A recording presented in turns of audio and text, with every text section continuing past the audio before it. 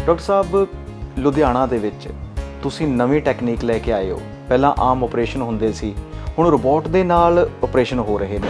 ਮੈਂ ਅਮਰੀਕਾ ਬਹੁਤ ਟਾਈਮ ਰਿਹਾ ਜਦੋਂ ਮੈਂ ਇਹ ਟ੍ਰੇਨਿੰਗਸ ਲਈਆਂ ਨੇ ਤੇ ਉੱਥੇ ਰੋਬੋਟ ਦੇ ਨਾਲ ਕਰਾਉਂਦੇ ਹੁੰਦੇ ਸੀਗੇ ਸਰਜਰੀ, ਤੇ ਮੈਂ ਇੱਥੇ ਜਦੋਂ ਆਉਂਦਾ ਸੀ ਤਾਂ ਉਹ ਕਿਸੇ ਤਰੀਕੇ ਦੀ ਫਿਜ਼ੀਬਿਲਿਟੀ ਨਹੀਂ ਸੀ ਬਣਦੀ ਜੀ। ਰੋਬੋਟਿਕ ਸਰਜਰੀ ਦੇ ਨਾਲ ਮੈਂ ਉੱਥੇ ਜਿਹੜੀਆਂ ਚੀਜ਼ਾਂ ਦੇਖਦਾ ਸੀਗਾ ਕਿ ਪੇਸ਼ੈਂਟ ਦੂਜੇ ਦਿਨ ਹੀ ਤੁਰ ਪੈਂਦਾ ਹੈ, ਪੇਸ਼ੈਂਟ ਦੀ ਹੀਲਿੰਗ ਬਹੁਤ ਵਧੀਆ ਹੁੰਦੀ ਹੈ ਜੀ, ਪੇਸ਼ੈਂਟ ਨੂੰ ਕੋਈ ਪ੍ਰੋਬਲਮ ਨਹੀਂ ਹੁੰਦੀ। ਉਹ ਚੀਜ਼ਾਂ ਆ ਕੇ ਮੈਂ ਇੱਥੇ ਆਪਣੇ ਪੇਸ਼ੈਂਟਸ ਨੂੰ ਦੇਣਾ ਚਾਹੁੰਦਾ ਸੀ ਜੀ, ਕਿਉਂਕਿ ਕਨਵੈਨਸ਼ਨਲ ਸਰਜਰੀ ਦੇ ਨਾਲ ਪੇਸ਼ੈਂਟ ਦੀ ਜਿਹੜੀ ਤਕਲੀਫ ਹੈ ਉਹ ਦੂਰ ਤਾਂ ਜ਼ਰੂਰ ਹੁੰਦੀ ਸੀ, ਪਰ ਕਾਫੀ ਟਾਈਮ ਬਾਅਦ ਹੁੰਦੀ ਸੀ। ਇਹ ਬੜੀ ਇੱਕ ਲਾਜ਼ਮੀ ਜੀ ਗੱਲ ਹੈ ਕਿ ਆਪਾਂ ਅੱਖ ਦੇ ਨਾਲ ਬਹੁਤ ਹੱਦ ਤੱਕ ਕਿਸੇ ਐਂਗਲ ਨੂੰ, ਕਿਸੇ ਸਿੱਧੀ ਲਾਈਨ ਨੂੰ ਦੇਖ ਸਕਦੇ ਹਾਂ, ਪਰ ਜੋ ਚੀਜ਼ ਇੱਕ ਰੋਬੋਟ ਨੇ ਕਰਨੀ ਹੈ ਉਹ ਆਪਾਂ ਆਪਣੇ ਹੱਥੀਂ ਨਹੀਂ ਕਰ ਸਕਦੇ ਜੀ। ਜਦੋਂ ਵੀ ਆਪਾਂ ਇੰਪਲਾਂਟ ਨੂੰ ਬੋਨ ਦੇ ਉੱਪਰ ਪਾਉਣਾ ਤਾਂ ਸਾਨੂੰ ਉਹਦੇ ਤੇ ਪਹਿਲਾਂ ਕੱਟਸ ਲਾਉਣੇ ਪੈਂਦੇ, ਉਹਦਾ ਬੇਸ ਤਿਆਰ ਕਰਨਾ ਪੈਂਦਾ, ਤਾਂ ਉਹਦੇ ਤੇ ਇੰਪਲਾਂਟ ਹੈ ਜਿਹੜਾ ਚੜ੍ਹਦਾ ਜੀ। ਉਹ ਜਿਹੜੀ ਕਟਿੰਗ ਹੈ ਉਹ ਰੋਬੋਟ ਕਰਦਾ। ਉਹ ਜਦੋਂ ਕਟਿੰਗ ਕਰਦਾ ਹੈ ਉਹਦੇ ਆਲੇ ਦੁਆਲੇ ਜਿੰਨੀਆਂ ਵੀ ਮਾਸਪੇਸ਼ੀਆਂ ਨੇ ਉਹਨਾਂ ਨੂੰ ਛੂੰਹਦਾ ਨਹੀਂ। ਜਦੋਂ ਉਹਨਾਂ ਨੂੰ ਛੂੰਹਦਾ ਨਹੀਂ, ਉਹਨਾਂ ਦੀ ਹੀਲਿੰਗ ਬਹੁਤ ਜਲਦੀ ਹੁੰਦੀ ਹੈ, ਪੇਸ਼ੈਂਟ ਦੀ ਰਿਕਵਰੀ ਬਹੁਤ ਜਲਦੀ ਹੁੰਦੀ ਹੈ। ਅਕਸਰ ਲੋਕਾਂ ਦੇ ਮਨਾਂ ਦੇ ਵਿੱਚ ਇਹੀ ਵਹਿਮ ਹੁੰਦਾ ਹੈ ਕਿ ਇੱਕ ਡਾਕਟਰ ਨੇ ਕੰਮ ਕਰਨਾ ਹੈ ਹੱਥ ਦੇ ਨਾਲ, ਦੂਜਾ ਇੱਕ ਮਸ਼ੀਨ ਨੇ ਕਰਨਾ। ਜੇ ਮਾੜਾ ਜਿਹਾ ਮਸ਼ੀਨ ਕਿਤੇ ਸੱਜੇ ਖੱਬੇ ਹੋ ਗਿਆ ਕੰਮ ਤਾਂ ਗੋਡਿਆਂ ਤੋਂ ਜਾਂਦੇ ਰਹਾਂਗੇ। ਇਹ ਮੈਂ ਸਾਰਿਆਂ ਨੂੰ ਦੱਸਣਾ ਚਾਹੁੰਦਾ ਕਿ ਜਿਹੜਾ ਆਪਰੇਸ਼ਨ ਹੈ, ਆਪਰੇਸ਼ਨ ਰੋਬੋਟ ਨਹੀਂ ਕਰਦਾ, ਆਪਰੇਸ਼ਨ ਸਰਜਨ ਹੀ ਕਰਦਾ ਜੀ। ਰੋਬੋਟ ਸਿਰਫ ਸਾਡੀ ਹੈਲਪ ਕਰਦਾ। ਜੇ ਆਪਰੇਸ਼ਨ ਰੋਬੋਟ ਕਰੇ ਫਿਰ ਤਾਂ ਅਸੀਂ ਮੰਨ ਵੀ ਸਕਦੇ ਹਾਂ ਕਿ ਹਾਂਜੀ ਜੀ ਇਹ ਤਾਂ ਰੋਬੋਟ ਦਾ ਆਪਦਾ ਦਿਮਾਗ ਚੱਲਦਾ, ਰੋਬੋਟ ਕੁਝ ਉੱਪਰ ਥੱਲੇ ਕਰ ਸਕਦਾ। ਕਿਸੇ ਵੀ ਪੇਸ਼ੈਂਟ ਨੂੰ ਜੋ ਰਿਜ਼ਲਟ ਦੇਣੇ ਆ ਉਹ ਅਸੀਂ ਪੇਸ਼ੈਂਟ ਦੇ ਸਿਟੀ ਸਕੈਨ ਤੇ ਪਲਾਨ ਕਰਨਾ, ਉਹ ਡਾਕਟਰ ਦੇ ਐਕਸਪੀਰੀਅੰਸ ਤੇ ਡਿਪੈਂਡ ਕਰਦਾ ਕਿ ਕਿਹੋ ਜੀ ਪਲੈਨਿੰਗ ਉਹਨੇ ਤਿਆਰ ਕਰਨੀ ਹੈ। ਰੋਬੋਟ ਨੇ ਉਹਨੂੰ ਸਿਰਫ ਐਗਜ਼ੀਕਿਊਟ ਕਰਨਾ ਜੀ।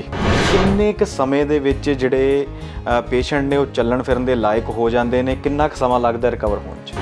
ਰੋਬੋਟ ਦੇ ਨਾਲ ਸਾਡਾ ਅਸੀਂ ਇੱਥੇ ਇੱਕ ਪ੍ਰੋਟੋਕਾਲ ਤਿਆਰ ਕੀਤਾ ਹੋਇਆ ਜੀ। ਅਸੀਂ ਦੂਜੇ ਦਿਨ ਪੇਸ਼ੈਂਟ ਦੇ ਪੂਰੇ ਗੋਡੇ ਮੋੜ ਦਿੰਦੇ ਹਾਂ ਤੇ ਪੇਸ਼ੈਂਟ ਨੂੰ ਤੋੜ ਦਿੰਦੇ ਹਾਂ। ਪੇਸ਼ੈਂਟ ਤੁਰਦਾ, ਹੱਸਦਾ, ਖੇਡਦਾ 5ਵੇਂ ਦਿਨ ਛੁੱਟੀ ਲੈ ਕੇ ਆਪਣੇ ਘਰ ਜਾਂਦਾ ਜੀ। ਤੁਸੀਂ ਦੇਖਿਆ ਹੋਣਾ ਕਈ ਵਾਰ ਪੇਸ਼ੈਂਟ ਆਉਂਦੇ, ਉਹ ਕਹਿੰਦੇ ਜੀ ਸਾਡਾ ਆਪਰੇਸ਼ਨ ਕਰਾਇਆ ਸੀ ਪਰ ਸਾਨੂੰ ਫਿੱਟ ਨਹੀਂ ਬੈਠਾ, ਸਾਡਾ ਗੋਡਾ ਪੂਰਾ ਨਹੀਂ ਮੁੜਦਾ, ਸਾਡੀ ਲੱਤ ਹਜੇ ਵੀ ਵਿੰਗੀ ਹੈ, ਤੁਰਨ ਵੇਲੇ ਹਜੇ ਵੀ ਸਾਨੂੰ ਦਰਦ ਹੁੰਦੀ ਹੈ। ਉਹ ਜਿਹੜੀਆਂ ਪ੍ਰੋਬਲਮ ਸੀਗੀਆਂ ਉਹ ਇੱਕ ਹਿਊਮਨ ਆਈ ਐਰਰ ਕਰਕੇ ਹੁੰਦੀਆਂ ਨੇ। ਉਹ ਜਿਹੜੀਆਂ ਸਾਰੀਆਂ ਪ੍ਰੋਬਲਮਸ ਨੇ ਉਹਨੂੰ ਰੋਬੋਟ ਦੇ ਨਾਲ ਨਹੀਂ ਹੁੰਦੀਆਂ, ਕਿਉਂਕਿ ਸਾਨੂੰ ਇੰਟਰਓਪਰੇਟਿਵ ਮਤਲਬ ਆਪਰੇਸ਼ਨ ਦੇ ਦੌਰਾਨ ਜਦੋਂ ਅਸੀਂ ਕਰ ਰਹੇ ਹੁੰਦੇ ਹਾਂ ਉਸ ਟਾਈਮ ਤੇ ਸਾਨੂੰ ਸਕਰੀਨ ਦੇ ਉੱਪਰ ਸਭ ਪਤਾ ਲੱਗ ਜਾਂਦਾ ਕਿ ਪੇਸ਼ੈਂਟ ਦੀ ਕਿੰਨੇ ਐਂਗਲ ਦੀ ਮੂਵਮੈਂਟ ਹੈ, ਕਿਸ ਤੱਕ ਉਹ ਮੁੜੂਗਾ, ਕਿਵੇਂ ਹੋਊਗਾ, ਉਹ ਸਭ ਕੁਝ ਅਸੀਂ ਆਪਰੇਸ਼ਨ ਦੇ ਦੌਰਾਨ ਅਸੈਸ ਕਰ ਲੈਂਦੇ। ਸਿਰਫ ਇੱਕ ਰੋਬੋਟ ਕਰਕੇ, ਰੋਬੋਟਿਕ ਟੈਕਨੋਲੋਜੀ ਕਰਕੇ ਜਿਹੜੇ ਲੋਕਾਂ ਨੂੰ ਇਹਦੇ ਬਾਰੇ ਪਤਾ ਹੈ ਜਾਂ ਜਿਹੜਾ ਅਸੀਂ ਲੋਕਾਂ ਨੂੰ ਦੱਸਦੇ ਆਂ ਜਾਂ ਜਿਹੜੇ ਲੋਕੀ ਸਮਝਦੇ ਆ ਇਸ ਗੱਲ ਨੂੰ, ਉਹਦੇ ਕਰਕੇ ਅਸੀਂ ਫਰਵਰੀ ਤੋਂ ਲੈ ਕੇ ਹੁਣ ਤੱਕ ਮੈਂ 350 ਦੇ ਆਸ-ਪਾਸ ਗੋਡੇ ਜਿਹੜੇ ਹੈਗੇ ਆ ਉਹ ਰੋਬੋਟ ਦੇ ਨਾਲ ਮੈਂ ਬਦਲ ਚੁੱਕਾ ਤੇ ਸਾਡੇ ਤੇ ਬਹੁਤ ਮਿਹਰ ਹੈ ਰੱਬ ਦੀ। ਇੱਕ ਵੀ ਕੇਸ ਹਜੇ ਤੱਕ ਇਦਾਂ ਦਾ ਨਹੀਂ ਹੈ ਜਿਹਨੇ 1% ਵੀ ਕਿਹਾ ਹੋਵੇ ਕਿ ਸਾਨੂੰ ਕੋਈ ਪ੍ਰੋਬਲਮ ਹੈ ਜੀ। ਮੈਂ ਇਸ ਟੈਕਨੋਲੋਜੀ ਤੋਂ ਆਪ ਬਹੁਤ ਜ਼ਿਆਦਾ ਸੈਟੀਸਫਾਈਡ ਹਾਂ ਤੇ ਮੈਂ ਆਪ ਰਿਕਮੈਂਡ ਕਰਦਾ ਕਿ ਜੇ ਕਿਸੇ ਨੇ ਨੀ ਰਿਪਲੇਸਮੈਂਟ ਕਰਾਉਣੀ ਹੈ ਤਾਂ ਉਹ ਰੋਬੋਟਿਕ ਬਾਰੇ ਜ਼ਰੂਰ ਸੋਚੇ ਜੀ, ਤੇ ਉਹਨੂੰ ਰੋਬੋਟਿਕ ਦੇ ਨਾਲ ਕਰਾਉਣੀ ਚਾਹੀਦੀ ਹੈ ਕਿਉਂਕਿ ਇਹ ਹੁਣ ਤੱਕ ਦੀ ਬੈਸਟ ਟੈਕਨੋਲੋਜੀ ਹੈ ਜੀ ਇਸ ਫੀਲਡ ਦੇ ਅੰਦਰ ਜੀ।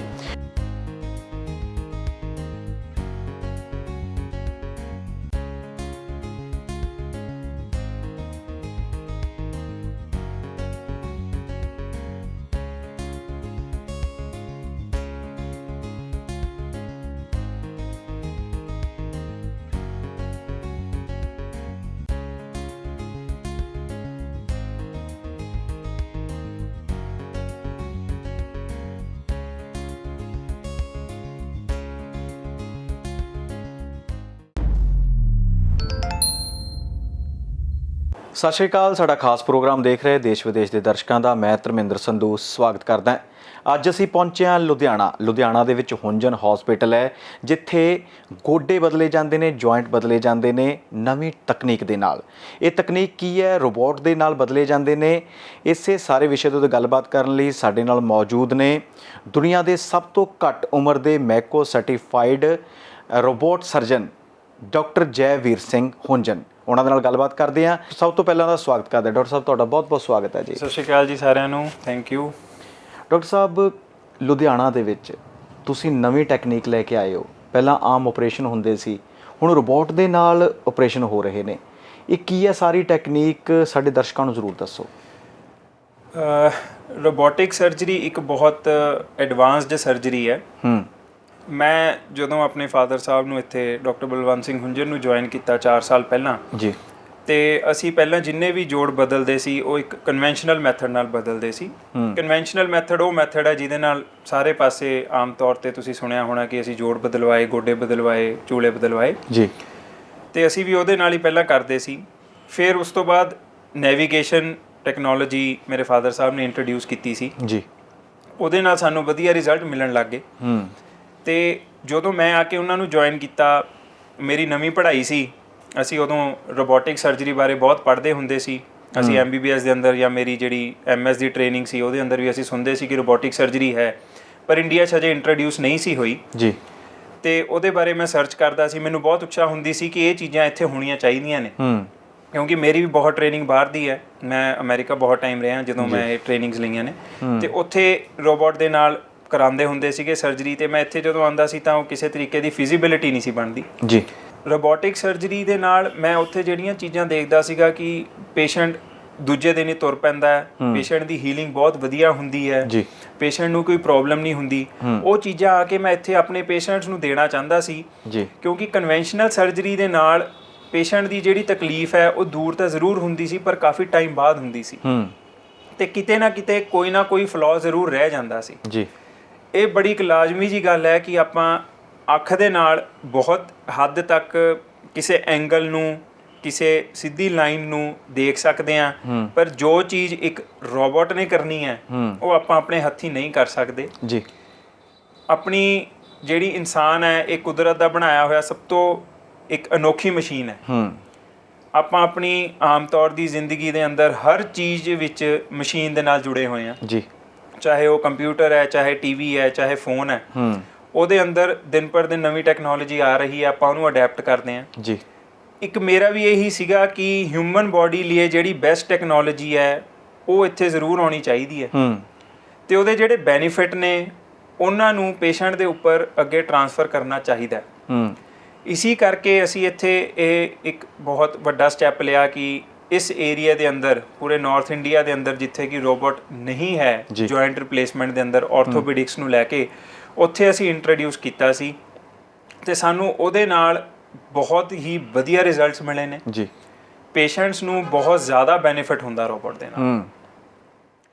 ਤੇ ਜੇ ਮੈਂ ਹੁਣ ਤੁਹਾਨੂੰ ਰੋਬੋਟ ਕੀ ਹੈ, ਕਿਵੇਂ ਹੈ, ਉਹ ਕਿਵੇਂ ਕੰਮ ਕਰਦਾ ਹੈ, ਉਹਦੇ ਬਾਰੇ ਥੋੜਾ ਜਿਹਾ ਦੱਸਣਾ ਚਾਹੂੰਗਾ। ਬਿਲਕੁਲ ਜੀ। ਦੇਖੋ, ਸਾਡੇ ਕੋਲ ਪੇਸ਼ੈਂਟ ਆਉਂਦਾ, ਉਹ ਸਾਡੇ ਨਾਲ ਸਿੱਧਾ ਆ ਕੇ ਗੱਲ ਕਰਦਾ, ਡਾਕਟਰ ਸਾਹਿਬ ਗੋਡਾ ਤਾਂ ਗੋਡਾ ਹੀ ਹੈ ਜੀ, ਹੈ ਨਾ ਜੀ, ਤੇ ਇਹਦੇ ਵਿੱਚ ਸਾਨੂੰ ਕੀ ਫਾਇਦਾ ਹੋਊਗਾ ਜੀ। ਦੇਖੋ, ਗੱਲ ਇਹ ਹੈ ਕਿ ਜਿਹੜਾ ਆਪਣਾ ਨੀ ਹੈ ਤੇ ਜਾਂ ਆਪਣਾ ਹਿਪ ਹੈ, ਉਹਦੇ ਵਿੱਚ ਜਿੰਨੀ ਵੀ ਮੂਵਮੈਂਟ ਹੈ ਉਹ ਸਾਰੀ ਤੁਹਾਡੀ ਅਲਾਈਨਮੈਂਟ ਤੇ ਬਹੁਤ ਡਿਪੈਂਡ ਕਰਦੀ ਹੈ ਜੀ। ਜਿਹੜੇ ਇੰਪਲਾਂਟ ਨੇ ਉਹ ਆਪਾਂ ਬੋਡੀ 'ਚ ਸਿਰਫ ਪਾਉਣਾ ਹੀ ਸਰਜਰੀ ਨਹੀਂ ਹੁੰਦੀ, ਉਹਨੂੰ ਕਿਸ ਪੋਜੀਸ਼ਨ 'ਚ ਪਾਇਆ ਹੈ, ਉਹ ਕਿੰਨੀ ਸੀਧ 'ਚ ਪਾਇਆ ਹੈ, ਉਹ ਪ੍ਰੋਪਰ ਉਹਦੀ ਵਰਕਿੰਗ ਜਿਹੜੀ ਹੈਗੀ ਹੈ, ਪ੍ਰੋਪਰ ਮੂਵਮੈਂਟ ਹੋ ਰਹੀ ਹੈ ਨਹੀਂ ਹੋ ਰਹੀ, ਉਹ ਦੇਖਣਾ ਬਹੁਤ ਜ਼ਰੂਰੀ ਹੁੰਦਾ। ਉਸੀ ਚੀਜ਼ ਨੂੰ ਜਿਹੜਾ ਕਿ ਸਾਡਾ ਇੱਕ ਪਲਾਨ ਹੈ, ਡਾਕਟਰ ਹਰ ਪੇਸ਼ੈਂਟ ਦੇ ਉੱਪਰ ਇੱਕ ਅਲੱਗ ਪਲੈਨਿੰਗ ਕਰਦਾ ਜੀ ਕਿ ਇਹ ਪੇਸ਼ੈਂਟ ਦੇ ਅੰਦਰ ਮੈਨੂੰ ਆਹ ਇੱਕ ਐਂਡ ਰਿਜ਼ਲਟ ਚਾਹੀਦਾ। ਜੇ ਉਹਦੀ ਇੱਕ ਮੈਂ ਤੁਹਾਨੂੰ ਐਗਜ਼ਾਮਪਲ ਦੀ ਤੌਰ ਤੇ ਗੱਲ ਕਰਾਂ, ਬੜੀ ਲੇਮੈਨ ਲੈਂਗੁਏਜ ਦੀ ਗੱਲ ਹੈ ਕਿ ਆਪਾਂ ਕਰਦੇ ਹਾਂ ਕਿ ਬੰਦੇ ਦੇ ਜਿਹੜੇ ਗੋਡੇ ਆ ਉਹ ਵਿੰਗੇ ਨੇ, ਅਸੀਂ ਨਾਪ ਲੈਂਦੇ ਹਾਂ ਜੀ, ਹਾਂ 25 ਡਿਗਰੀ ਵਿੰਗੇ ਆ ਜੀ, ਅਸੀਂ ਉਹ 25 ਡਿਗਰੀ ਤੋਂ 0-0 ਕਰਨਾ ਚਾਹੁੰਦੇ ਹਾਂ ਕਿ ਉਹਦੀ ਜਿਹੜੀ ਅਲਾਈਨਮੈਂਟ ਹੈ ਉਹ 0-0 ਹੋਵੇ, ਤੇ ਉਹ ਇੱਕ ਸਾਡਾ ਪਲਾਨ ਹੈ ਜੀ। ਉਹ ਪਲਾਨ ਨੂੰ 100% ਐਗਜ਼ੀਕਿਊਟ ਕਰਨ ਲਈ ਜਿਹੜਾ ਸਾਡੀ ਹੈਲਪ ਹੈ ਉਹ ਰੋਬੋਟ ਨੇ ਕਰਨੀ ਹੈ। ਅਸੀਂ ਜੇ ਹੱਥਾਂ ਨਾਲ ਕਰਾਂਗੇ, ਠੀਕ ਹੈ, ਅਸੀਂ 25 ਡਿਗਰੀ ਤੋਂ ਘਟਾ ਕੇ ਉਹਨੂੰ 5 ਡਿਗਰੀ ਤੇ ਲਿਆਵਾਂਗੇ, 7 ਡਿਗਰੀ ਤੇ ਲਿਆਵਾਂਗੇ, ਪਰ ਅਸੀਂ ਕਿਸੇ ਵੀ ਹਾਲਤ 'ਚ ਉਹਨੂੰ 0 ਡਿਗਰੀ ਤੇ ਨਹੀਂ ਲੈ ਕੇ ਆ ਸਕਦੇ। ਉਹ ਮੈਂ ਆਪਣੇ ਤਜਰਬੇ ਨਾਲ ਦੱਸ ਰਿਹਾ, ਕਿਉਂਕਿ ਮੈਂ ਪਹਿਲਾਂ ਕਨਵੈਨਸ਼ਨਲ ਕਰਦਾ ਰਿਹਾ ਜੀ।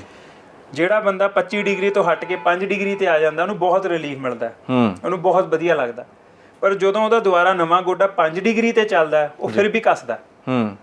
ਉਹ ਸਿਰਫ ਉਸੇ ਟਾਈਮ ਤੇ ਨਹੀਂ ਕੱਸੂਗਾ ਜਦੋਂ ਉਹਦਾ ਉਹ ਜਿਹੜੀ ਅਲਾਈਨਮੈਂਟ ਹੈ ਉਹ 100% ਹੋਊਗੀ ਜੀ। ਉਹ ਜਿਹੜੀ ਅਲਾਈਨਮੈਂਟ ਹੈ ਉਹ ਸਾਨੂੰ ਰੋਬੋਟ ਅਚੀਵ ਕਰਾਉਂਦਾ ਜੀ। ਦੂਜਾ ਜਿਹੜਾ ਸਭ ਤੋਂ ਵੱਡਾ ਬੈਨੀਫਿਟ ਹੈ ਰੋਬੋਟ ਦਾ, ਉਹ ਇਹ ਹੈਗਾ ਕਟਿੰਗ ਦੇ ਦੌਰਾਨ। ਦੇਖੋ, ਜਦੋਂ ਵੀ ਆਪਾਂ ਇੰਪਲਾਂਟ ਨੂੰ ਬੋਨ ਦੇ ਉੱਪਰ ਪਾਉਣਾ ਤਾਂ ਸਾਨੂੰ ਉਹਦੇ ਤੇ ਪਹਿਲਾਂ ਕੱਟਸ ਲਾਉਣੇ ਪੈਂਦੇ, ਉਹਦਾ ਬੇਸ ਤਿਆਰ ਕਰਨਾ ਪੈਂਦਾ, ਤਾਂ ਉਹਦੇ ਤੇ ਇੰਪਲਾਂਟ ਹੈ ਜਿਹੜਾ ਚੜਦਾ ਜੀ। ਉਹ ਜਿਹੜੀ ਕਟਿੰਗ ਹੈ ਉਹ ਰੋਬੋਟ ਕਰਦਾ।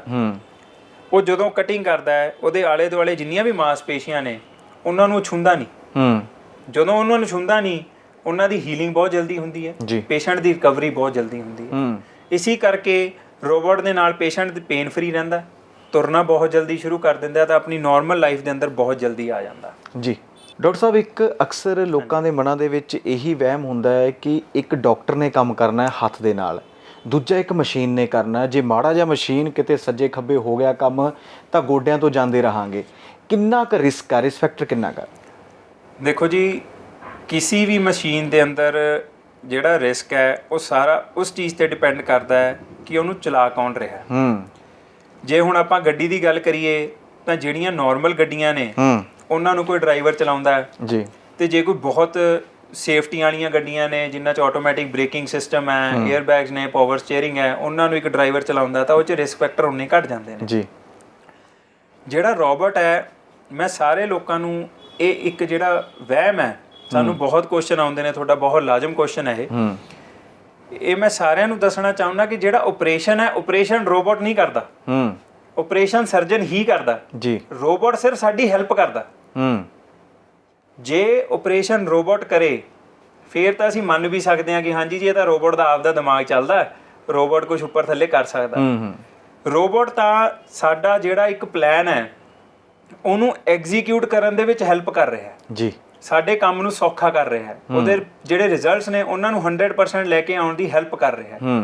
ਹੁਣ ਅਗਰ ਆਪਾਂ ਤੀਜੀ ਮੰਜ਼ਿਲ ਤੇ ਜਾਣਾ ਤੇ ਜੇ ਆਪਾਂ ਪੌੜੀਆਂ ਤੋਂ ਜਾਂਦੇ ਆ ਤੇ ਜੇ ਲਿਫਟ ਤੇ ਜਾਂਦੇ ਆ ਤਾਂ ਲਿਫਟ ਆਪਣੀ ਹੈਲਪ ਕਰ ਰਿਹਾ ਹੈ। ਬਿਲਕੁਲ ਜੀ। ਜਿੱਥੇ ਆਪਾਂ ਪਹੁੰਚਣਾ ਚਾਹੁੰਦੇ ਉੱਥੇ ਆਪਾਂ ਨੂੰ ਪਹੁੰਚਾ ਰਿਹਾ ਹੈ, ਤਾਂ ਉਸ ਰੋਬੋਟ ਦਾ ਉਹ ਕੰਮ ਹੈ। ਉਹ ਸਰਜਰੀ ਨਹੀਂ ਕਰਦਾ, ਸਰਜਰੀ ਸਰਜਨ ਨੇ ਹੀ ਕਰਨੀ ਹੈ ਜੀ।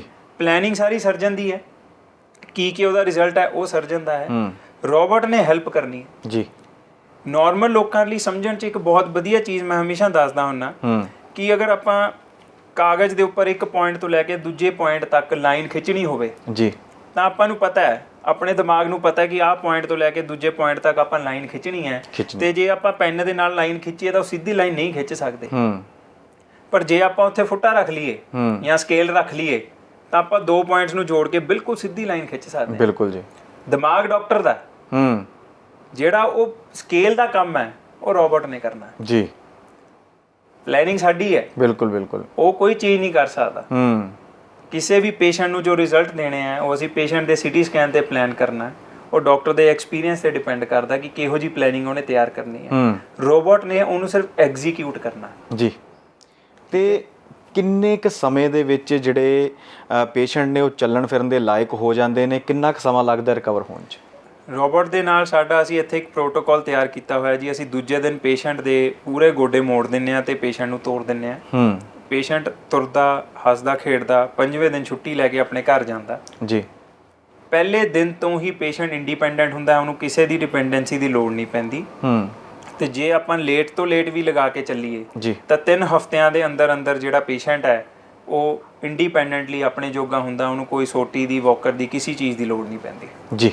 ਜਿਹੜੀ ਕਿ ਕਨਵੈਨਸ਼ਨਲ ਸਰਜਰੀਜ਼ ਦੇ ਨਾਲ ਕਈ ਵਾਰ ਲੇਟ ਹੋ ਜਾਂਦਾ ਸੀ। ਕਨਵੈਨਸ਼ਨਲ ਸਰਜਰੀਜ਼ ਦੇ ਅੰਦਰ ਬਹੁਤ ਵਾਰ ਪੇਸ਼ੈਂਟ ਜਲਦੀ ਰਿਕਵਰ ਕਰ ਜਾਂਦੇ ਸੀ, ਪਰ ਰੋਬੋਟਿਕਸ ਦੇ ਨਾਲ 100% ਜਿਹੜੀ ਹੈ ਰਿਕਵਰੀ ਹੋ ਜਾਂਦੀ ਹੈ। ਜਿਹੜੇ ਫਲॉ ਸਾਡੇ ਕਨਵੈਨਸ਼ਨਲ ਸਰਜਰੀਜ਼ 'ਚ ਰਹਿ ਜਾਂਦੇ ਸੀ, ਤੁਸੀਂ ਦੇਖਿਆ ਹੋਣਾ ਕਈ ਵਾਰ ਪੇਸ਼ੈਂਟ ਆਉਂਦੇ ਉਹ ਕਹਿੰਦੇ ਜੀ ਸਾਡਾ ਆਪਰੇਸ਼ਨ ਕਰਾਇਆ ਸੀ ਪਰ ਸਾਨੂੰ ਫਿੱਟ ਨਹੀਂ ਬੈਠਾ, ਸਾਡਾ ਗੋਡਾ ਪੂਰਾ ਨਹੀਂ ਮੁੜਦਾ, ਸਾਡੀ ਲੱਤ ਹਜੇ ਵੀ ਵਿੰਗੀ ਹੈ, ਤੁਰਨ ਵੇਲੇ ਹਜੇ ਵੀ ਸਾਨੂੰ ਦਰਦ ਹੁੰਦੀ ਹੈ। ਉਹ ਜਿਹੜੀਆਂ ਪ੍ਰੋਬਲਮ ਸੀਗੀਆਂ ਉਹ ਇੱਕ ਹਿਊਮਨ ਆਈ ਐਰਰ ਕਰਕੇ ਹੁੰਦੀਆਂ ਨੇ। ਉਹ ਜਿਹੜੀਆਂ ਸਾਰੀਆਂ ਪ੍ਰੋਬਲਮਸ ਨੇ ਉਹਨੂੰ ਰੋਬੋਟ ਦੇ ਨਾਲ ਨਹੀਂ ਹੁੰਦੀਆਂ, ਕਿਉਂਕਿ ਸਾਨੂੰ ਇੰਟਰਾਓਪਰੇਟਿਵ ਮਤਲਬ ਆਪਰੇਸ਼ਨ ਦੇ ਦੌਰਾਨ ਜਦੋਂ ਅਸੀਂ ਕਰ ਰਹੇ ਹੁੰਦੇ ਹਾਂ ਉਸ ਟਾਈਮ ਤੇ ਸਾਨੂੰ ਸਕਰੀਨ ਦੇ ਉੱਪਰ ਸਭ ਪਤਾ ਲੱਗ ਜਾਂਦਾ ਕਿ ਪੇਸ਼ੈਂਟ ਦੀ ਕਿੰਨੇ ਐਂਗਲ ਦੀ ਮੂਵਮੈਂਟ ਹੈ, ਕਿਸ ਤੱਕ ਉਹ ਮੁੜੂਗਾ, ਕਿਵੇਂ ਹੋਊਗਾ, ਉਹ ਸਭ ਕੁਝ ਅਸੀਂ ਆਪਰੇਸ਼ਨ ਦੇ ਦੌਰਾਨ ਅਸੈਸ ਕਰ ਲੈਂਦੇ ਹਾਂ ਜੀ। ਡਾਕਟਰ ਸਾਹਿਬ, ਇੱਕ ਇਹ ਵੀ ਦੱਸਿਓ ਕਿ ਹੁਣ ਤੱਕ ਕਿੰਨੀਆਂ ਸਰਜਰੀਜ਼ ਤੁਸੀਂ ਕਰ ਚੁੱਕੇ ਹੋ ਜਿਹੜੀਆਂ ਬਿਲਕੁਲ ਸਫਲ ਨੇ, ਤੇ ਉਸ ਤੋਂ ਬਾਅਦ ਲੋਕਾਂ ਨੇ ਜਾ ਕੇ ਦੱਸਿਆ ਹੈ ਕਿ ਹੁੰਜਨ ਹਸਪਤਾਲ ਹੀ ਜਾਣਾ ਹੈ, ਉੱਥੇ ਜਿਹੜਾ ਸਹੀ ਟ੍ਰੀਟਮੈਂਟ ਹੋ ਸਕਦਾ? ਅਸੀਂ ਇਸੀ ਸਾਲ ਫਰਵਰੀ ਦੇ ਅੰਦਰ ਇਹ ਜਿਹੜਾ ਸਿਸਟਮ ਹੈ ਲਾਂਚ ਕੀਤਾ ਸੀਗਾ ਜੀ, ਤੇ ਫਰਵਰੀ ਤੋਂ ਬਾਅਦ ਸਾਡੇ ਉੱਪਰ ਕਰੋਨਾ ਦਾ ਵੀ ਕਹਿਰ ਰਿਹਾ। ਬਿਲਕੁਲ, ਡੀਸੀ ਵੱਲੋਂ ਵੀ ਆਰਡਰ ਸੀਗੇ ਕਿ ਤੁਸੀਂ ਸਰਜਰੀ ਨਹੀਂ ਕਰਨੀ 1 ਮਹੀਨਾ। ਅਸੀਂ ਹਸਪਤਾਲ ਵੀ ਬਿਲਕੁਲ ਸਰਜਰੀਜ਼ ਬੰਦ ਰੱਖੀਆਂ ਨੇ ਜੀ, ਬਟ ਫਿਰ ਵੀ ਸਿਰਫ ਇੱਕ ਰੋਬੋਟ ਕਰਕੇ ਰੋਬੋਟਿਕ ਟੈਕਨੋਲੋਜੀ ਕਰਕੇ ਜਿਹੜੇ ਲੋਕਾਂ ਨੂੰ ਇਹਦੇ ਬਾਰੇ ਪਤਾ ਹੈ ਜਾਂ ਜਿਹੜਾ ਅਸੀਂ ਲੋਕਾਂ ਨੂੰ ਦੱਸਦੇ ਹਾਂ ਜਾਂ ਜਿਹੜੇ ਲੋਕੀ ਸਮਝਦੇ ਆ ਇਸ ਗੱਲ ਨੂੰ, ਉਹਦੇ ਕਰਕੇ ਅਸੀਂ ਫਰਵਰੀ ਤੋਂ ਲੈ ਕੇ ਹੁਣ ਤੱਕ ਮੈਂ 350 ਦੇ ਆਸ-ਪਾਸ ਗੋਡੇ ਜਿਹੜੇ ਹੈਗੇ ਆ ਉਹ ਰੋਬੋਟ ਦੇ ਨਾਲ ਮੈਂ ਬਦਲ ਚੁੱਕਾ। ਤੇ ਸਾਡੇ ਤੇ ਬਹੁਤ ਮਿਹਰ ਹੈ ਰੱਬ ਦੀ। ਇੱਕ ਵੀ ਕੇਸ ਹਜੇ ਤੱਕ ਇਦਾਂ ਦਾ ਨਹੀਂ ਹੈ ਜਿਹਨੇ 1% ਵੀ ਕਿਹਾ ਹੋਵੇ ਕਿ ਸਾਨੂੰ ਕੋਈ ਪ੍ਰੋਬਲਮ ਹੈ ਜੀ। ਮੈਂ ਇਸ ਟੈਕਨੋਲੋਜੀ ਤੋਂ ਆਪ ਬਹੁਤ ਜ਼ਿਆਦਾ ਸੈਟੀਸਫਾਈਡ ਹਾਂ ਤੇ ਮੈਂ ਆਪ ਰਿਕਮੈਂਡ ਕਰਦਾ ਕਿ ਜੇ ਕਿਸੇ ਨੇ ਨੀ ਰਿਪਲੇਸਮੈਂਟ ਕਰਾਉਣੀ ਹੈ ਤਾਂ ਉਹ ਰੋਬੋਟਿਕ ਬਾਰੇ ਜ਼ਰੂਰ ਸੋਚੇ ਜੀ ਤੇ ਉਹਨੂੰ ਰੋਬੋਟਿਕ ਦੇ ਨਾਲ ਕਰਾਉਣੀ ਚਾਹੀਦੀ ਹੈ ਕਿਉਂਕਿ ਇਹ ਹੁਣ ਤੱਕ ਦੀ ਬੈਸਟ ਟੈਕਨੋਲੋਜੀ ਹੈ ਜੀ ਇਸ ਫੀਲਡ ਦੇ ਅੰਦਰ ਜੀ। ਬਿਲਕੁਲ ਡਾਕਟਰ ਸਾਹਿਬ, ਜੇਕਰ ਪੰਜਾਬ ਦੀ ਗੱਲ ਕੀਤੀ ਜਾਵੇ ਤਾਂ ਇਹ ਤਾਂ ਪਤਾ ਲੱਗ ਹੀ ਚੁੱਕਿਆ ਹੈ ਕਿ ਹੁੰਜਨ ਹਸਪਤਾਲ ਆ ਲੁਧਿਆਣਾ ਦੇ ਵਿੱਚ, ਜਿੱਥੇ ਤੁਸੀਂ ਆਪਣੇ ਜੋੜ ਬਦਲਾ ਸਕਦੇ ਹੋ ਰੋਬੋਟਿਕ ਸਰਜਰੀ ਦੇ ਨਾਲ। ਇਸ ਤੋਂ ਇਲਾਵਾ ਵੀ ਪੰਜਾਬ ਦੇ ਵਿੱਚ ਕਿਤੇ ਸਹੂਲਤ ਹੈਗੀ ਹੈ? ਨਹੀਂ ਜੀ, ਇਹ ਪੰਜਾਬ ਦਾ ਹੀ ਨਹੀਂ, ਪੂਰੇ ਉੱਤਰੀ ਭਾਰਤ ਦਾ, ਨਾਰਥ ਇੰਡੀਆ ਦਾ ਪਹਿਲਾ ਫੁੱਲੀ ਆਟੋਮੇਟਿਡ ਰੋਬੋਟਿਕ ਸਿਸਟਮ ਹੈ ਜੀ। ਤੇ ਇਹ ਇੰਡੀਆ ਦੇ ਅੰਦਰ ਹੋਰ ਵੀ ਹੈਗੇ ਆ ਪਰ ਉਹ ਸਾਊਥ 'ਚ ਨੇ ਤੇ ਸਾਡੇ ਬਹੁਤ ਪੇਸ਼ੈਂਟ ਨੇ ਜਿਹੜੇ ਸਾਊਥ ਤੋਂ, ਅਮਰੀਕਾ ਤੋਂ, ਆਸਟ੍ਰੇਲੀਆ ਤੋਂ, ਸਾਊਥ ਈਸਟ ਤੋਂ, ਆਪਣੇ ਬਹਿਰੀਨ ਤੋਂ ਜਿਹੜੇ ਆ ਕੇ ਕਰਾ ਕੇ ਗਏ ਨੇ। ਤੇ ਸਾਨੂੰ ਉਹਨਾਂ ਤੋਂ ਹੀ ਪਤਾ ਲੱਗਿਆ ਹੈ ਕਿ ਉਹਨਾਂ ਨੇ ਸਾਨੂੰ ਆ ਕੇ ਦੱਸਿਆ ਕਿ ਜਿਹੜੀਆਂ ਜਗ੍ਹਾਵਾਂ ਤੇ ਰੋਬੋਟ ਹੈਗੇ ਆ ਉੱਥੇ ਉਹਨਾਂ ਦਾ ਜਿਹੜਾ ਕਾਸਟ ਫੈਕਟਰ ਬਹੁਤ ਜ਼ਿਆਦਾ ਹੈ ਜੀ ਤੇ ਅਸੀਂ ਉਹਨਾਂ ਨਾਲੋਂ ਤਕਰੀਬਨ ਹਾਫ ਰੇਟ ਤੇ ਇਹ ਸਰਜਰੀ ਕਰਦੇ ਹਾਂ। ਤੇ ਸਾਡਾ ਮਕਸਦ ਜਿਹੜਾ ਇਹੀ ਹੈ ਕਿ ਅਸੀਂ ਵੱਧ ਤੋਂ ਵੱਧ ਲੋਕਾਂ ਨੂੰ ਘੱਟ ਤੋਂ ਘੱਟ ਰੇਟ 'ਚ ਬੈਸਟ ਟੈਕਨੋਲੋਜੀ ਤੇ ਬੈਸਟ ਰਿਜ਼ਲਟਸ ਦੇ ਸਕੀਏ ਜੀ। ਜੀ ਡਾਕਟਰ ਸਾਹਿਬ, ਤੁਸੀਂ ਦੱਸਿਆ ਕਿ ਕਿਸ ਤਰ੍ਹਾਂ ਦੇ ਨਾਲ ਜਿਹੜੀ ਰੋਬੋਟਿਕ ਸਰਜਰੀ ਹੈ ਜੋੜ ਬਦਲੇ ਜਾਂਦੇ ਨੇ। ਖਾਸ ਕਰ ਗੋਡਿਆਂ ਦੀ ਗੱਲ ਕੀਤੀ ਜਾਵੇ ਤਾਂ ਹਰ ਬੰਦਾ ਪਰੇਸ਼ਾਨ ਹੈ ਕਿ ਮੇਰੇ ਗੋਡਿਆਂ ਦੀ ਗਰੀਸ ਖਤਮ ਹੋ ਗਈ, ਮੇਰੇ ਗੋਡੇ ਘਸ ਗਏ ਨੇ, ਚੱਲਿਆ ਨਹੀਂ ਜਾਂਦਾ, ਪੂਰਾ ਭਾਰ ਨਹੀਂ ਪੈਂਦਾ। ਤਾਂ ਉਹ ਜਿਹੜੀ ਇੱਕ ਨਵੀਂ ਕ੍ਰਾਂਤੀ ਕਹਿ ਸਕਦੇ ਹਾਂ ਤਕਨੀਕ ਦੇ ਵਿੱਚ ਆਈ ਹੈ, ਉਹ ਤੁਸੀਂ ਪੰਜਾਬ ਦੇ ਵਿੱਚ ਲੈ ਕੇ ਆਏ ਹੋ। ਅਜਿਹੀ ਕੋਈ ਵੀ ਤੁਹਾਡੇ ਸਾਹਮਣੇ ਕੋਈ ਅਜਿਹੀ ਤਸਵੀਰ ਹੈ ਜਾਂ ਤੁਹਾਡੇ ਘਰ ਦੇ ਨੇੜੇ ਤੇੜੇ ਕੋਈ ਹੈ ਅਜਿਹਾ ਪੇਸ਼ੈਂਟ, ਤਾਂ ਜ਼ਰੂਰ ਉਹ ਹੁੰਜਨ ਹਸਪਤਾਲ ਆਵੇ ਤੇ ਆਪਣਾ ਜਿਹੜਾ ਟ੍ਰੀਟਮੈਂਟ ਪ੍ਰੋਪਰ ਕਰਾਵੇ। ਤੁਹਾਡਾ ਬਹੁਤ ਬਹੁਤ ਧੰਨਵਾਦ ਹੈ ਜੀ। ਠੀਕ ਹੈ, ਥੈਂਕ ਯੂ ਜੀ ਸੋ ਮਚ। ਇਹ ਸਨ ਸਾਡੇ ਨਾਲ ਡਾਕਟਰ ਜੈਵੀਰ ਸਿੰਘ ਹੁੰਜਨ, ਜਿਨ੍ਹਾਂ ਨੇ ਸਾਰਾ ਕੁਝ ਦੱਸ ਦਿੱਤਾ ਹੈ ਕਿ ਕਿਸ ਤਰ੍ਹਾਂ ਦੇ ਨਾਲ ਰੋਬੋਟਿਕ ਸਰਜਰੀ ਕੀਤੀ ਜਾਂਦੀ ਹੈ। ਕਿਫਾਇਤੀ ਵੀ ਇਹਨਾਂ ਵੱਲੋਂ ਕਹੀ ਜਾ ਰਹੀ ਹੈ ਤੇ ਦੂਜੇ ਪਾਸੇ ਜਿਹੜੀ ਰਿਕਵਰੀ ਦੀ ਦਰ ਉਹ ਬੜੀ ਵਧੀਆ ਹੈ। ਕਹਿੰਦੇ ਨੇ ਕਿ ਕੁਝ ਹੀ ਦਿਨਾਂ ਦੇ ਵਿੱਚ, 2-3 ਦਿਨਾਂ ਦੇ ਵਿੱਚ ਬੰਦਾ ਆਪਣੇ ਗੋਡਿਆਂ ਦੇ ਉੱਤੇ ਤੁਰਨਾ ਫਿਰਨਾ ਸ਼ੁਰੂ ਕਰ ਦਿੰਦਾ ਹੈ। ਸੋ ਦਰਸ਼ਕੋ, ਤੁਸੀਂ ਜਦੋਂ ਲੁਧਿਆਣੇ ਆਓ, ਲੁਧਿਆਣੇ ਦੇ ਵਿੱਚ ਮਾਡਲ ਗ੍ਰਾਮ ਹੈ ਜਿੱਥੇ ਹੁੰਜਨ ਹਸਪਤਾਲ ਆ, ਹੁੰਜਨ ਹਸਪਤਾਲ ਦੇ ਵਿੱਚ ਜ਼ਰੂਰ ਆਓ। ਤੁਸੀਂ ਸਾਡੀ ਸਕਰੀਨ ਦੇ ਉੱਤੇ ਨੰਬਰ ਚੱਲ ਰਹੇ ਨੇ, ਕਾਲ ਕਰਕੇ ਡਾਕਟਰ ਸਾਹਿਬ ਤੋਂ ਅਪਾਇੰਟਮੈਂਟ ਵੀ ਲੈ ਸਕਦੇ ਹੋ, OPD ਦੇ ਵਿੱਚ ਆ ਕੇ ਆਪਣਾ ਚੈੱਕਅਪ ਕਰਵਾ ਸਕਦੇ ਹੋ ਤੇ ਜਿਸ ਤਰ੍ਹਾਂ ਦੇ ਨਾਲ ਇਹਨਾਂ ਵੱਲੋਂ ਟ੍ਰੀਟਮੈਂਟ ਕੀਤਾ ਜਾਵੇਗਾ ਉਹ ਤੁਸੀਂ ਆਪਣਾ ਕਰਵਾ ਸਕਦੇ ਹੋ। ਸੋ ਇਸੇ ਤਰ੍ਹਾਂ ਹੋਰ ਸ਼ਖਸੀਅਤ ਨੂੰ ਲੈ ਕੇ ਫਿਰ ਹਾਜ਼ਰ ਹੋਵਾਂਗੇ। ਫਿਲਹਾਲ ਇਜਾਜ਼ਤ ਦਿਓ, ਧੰਨਵਾਦ। E5 ਚੈਨਲ ਪੰਜਾਬੀ ਹੁਣੇ ਸਬਸਕ੍ਰਾਈਬ ਕਰੋ, ਬੈਲ ਆਈਕਨ ਤੇ ਕਲਿੱਕ ਕਰੋ।